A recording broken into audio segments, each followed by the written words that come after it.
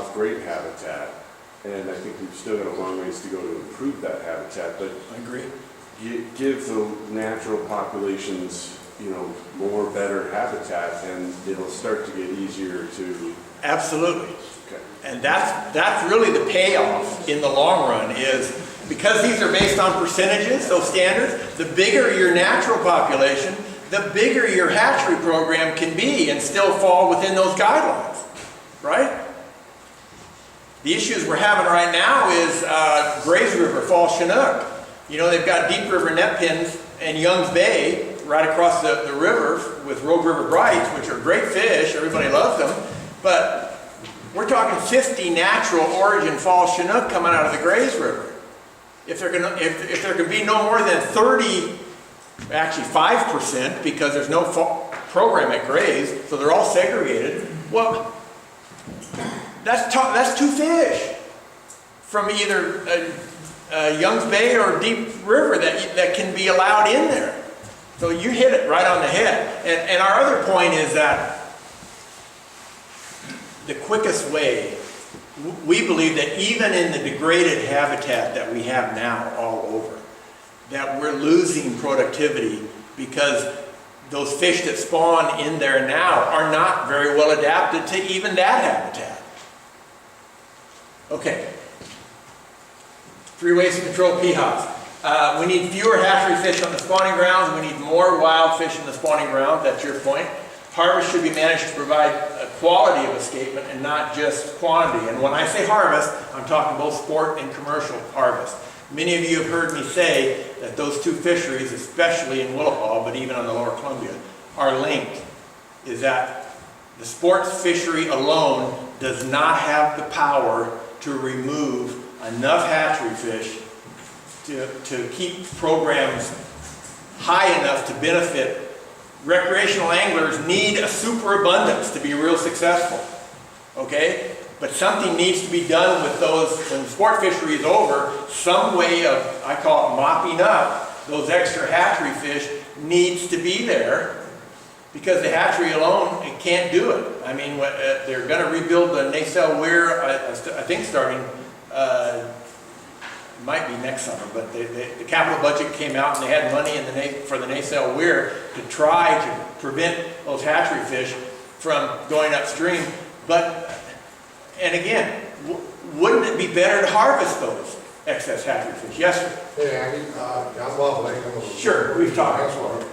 My question is this. Last year they finally finalized what the genetic stock was between natural spawners. We don't have wild fish on Chinook. Correct. The only wild fish we got is the chum.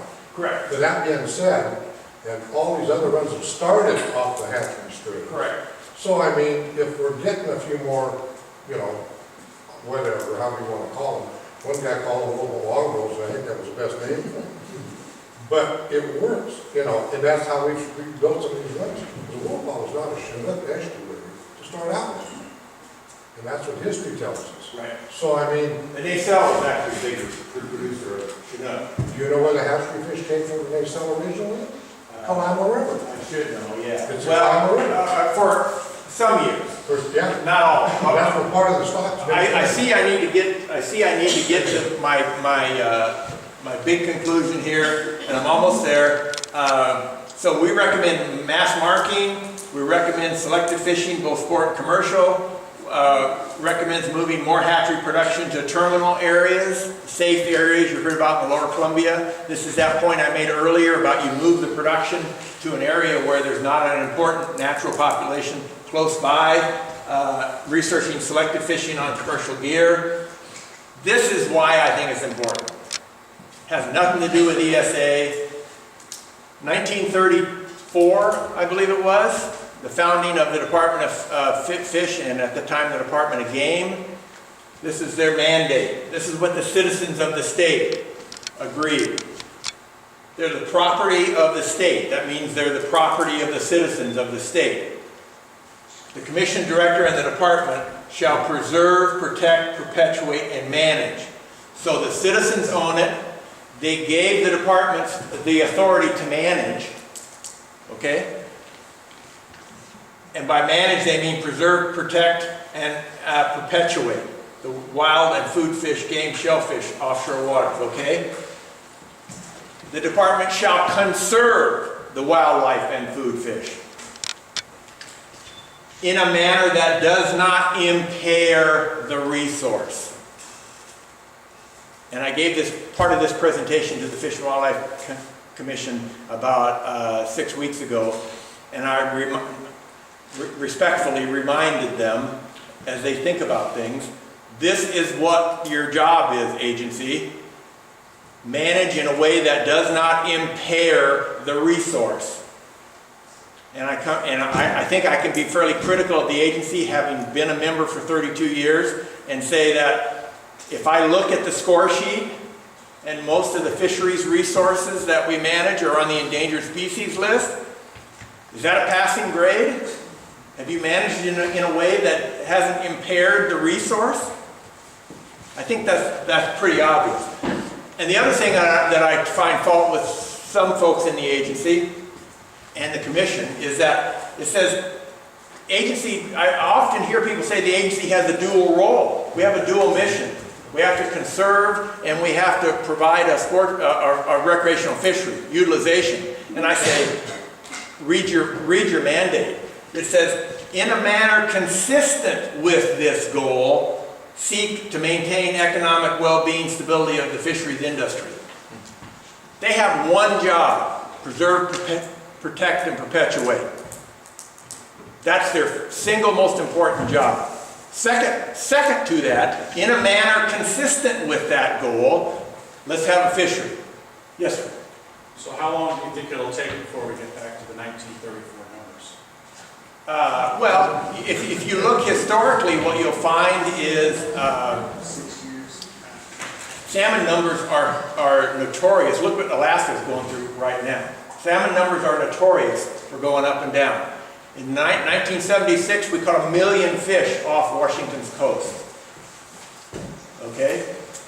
Many of those were Oregon, some of them were British Columbia, but the point is, we're not giving the fish a chance. And I think the mandate is clear that the job of the managing agencies is pretty clearly laid out by folks a long time ago.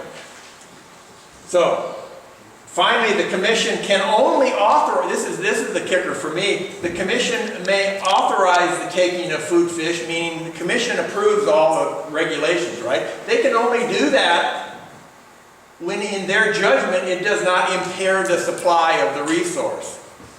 Citizens of the state in 1934 used the word impair 3 times. In some way, and this is the, so let's talk about Willapa. Well, it's not listed. I hear that a lot. And it's true, it's not. In some ways, ESA listing, in my mind, that's a legal determination of the population status, and it's a pretty low bar. The moral and legal responsibility that's described in the founding legislation should be the guidance that we strive for, right? That's what should be guiding the managers.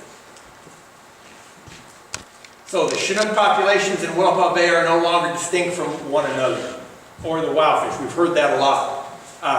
That's primarily because of the way the hatcheries have been managed. And I think even up until last year, they were moving Chinook eggs between hatcheries. Now, it's not a problem if they move them to Nema, but if they move them from Nema to Nacelle, or from Nema to Willapa, or from Nema, or from Willapa to Nacelle, that's the problem. Why? Because you're just mixing up the jelly beans in the jar again. What we're trying to do is separate those.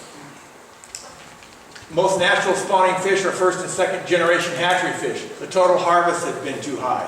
You can't lay all of this blame. Well, I can lay all the blame on the agency, but also you have to know that half of these fish are gone before they get to the mouth of Willapa because of the fisheries in southeast Alaska and British Columbia, right? These fish just, where they like to hang out is the coast of British Columbia, and they just get hammered there. So while I can argue that the agency in the 20s and 30s and 40s and 50s and 60s was allowing fishermen to fish way too hard on these fish, It's not just a Washington thing. Reduces benefits for all fisheries, and this is the point I'm trying to make. If you look at the excess fish that arrive at the hatchery, the excess fish that are on the spawning grounds, that's a benefit that could be gained in some fishery somewhere, or the orcas could eat them. But it's not currently happening.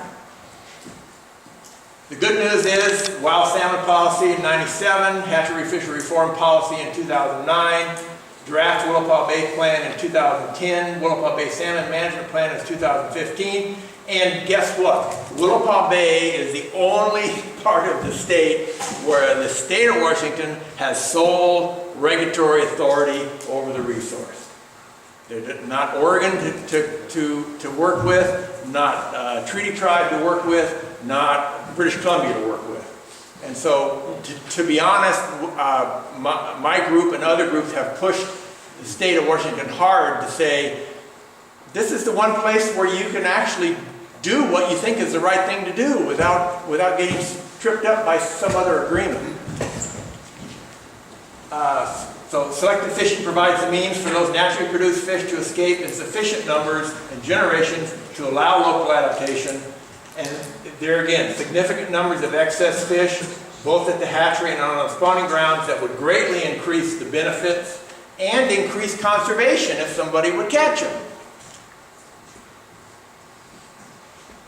Salmon populations of Willapa are in their current condition large because of 3 of the 4 H's, harvest, hatcheries, and habitat. The way those 3 have been managed is why we are where we are. Now that we better understand things, we owe it to the resource, future generations, to apply this understanding to rebuild salmon populations. There's our website. You can take a look at all of the work that we've done, any number of reviews, including the ones we did here in Puget Sound. And questions?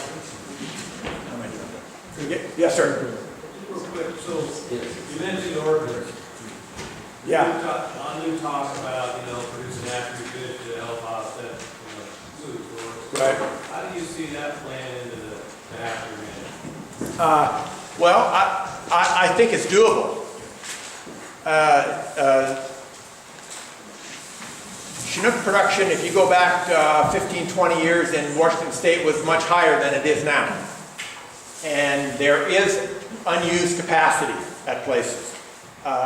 If they want to increase, that's the bill that passed the legislature, $800,000, $30 million more juvenile Chinook. If they want to do it, and they pick the right places to do it, then it shouldn't have an impact on conservation. I was telling Jess, I got strong personal feelings about the orchid thing, so don't get me started on that. Because what I look at, and there's a great study out of Canada just recently that showed that it's not dealing with orcas, it's dealing with seals and sea lions, and that is all the reductions in harvest that have been taken in the last 20 years have been used up by an ever-increasing seal and sea lion population. And they're now eating all those fish that should have been saved by the reductions in harvest. So there's the issue in my mind. Yes? I was going to say, let's take one more. It's time for a break, so. Yeah, let's take one more. Well, let's move into the break. Anybody who wants to, let's save the questions. Oh, you bet. And I'll just stay right here. If anybody wants to ask questions, you can come right up. Thank you very much. You're very generous.